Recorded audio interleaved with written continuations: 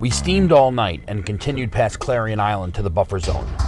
The marauders were set back behind the boat on the trolling gear. Just minutes later, the rod started going off.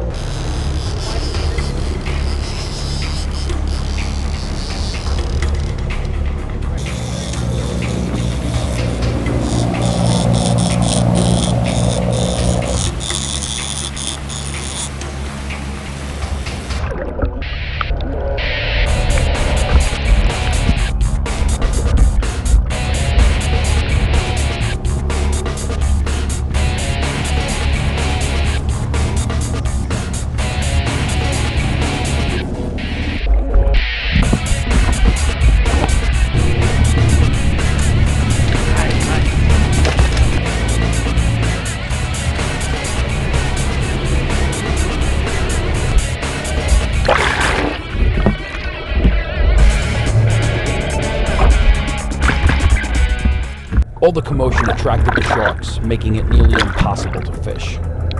Tomorrow morning will be our last shot at the cows before heading back to Cabo.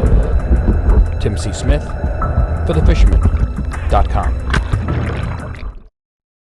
This long-range trip has been made possible by TrophyTackle.com and these supporting partners.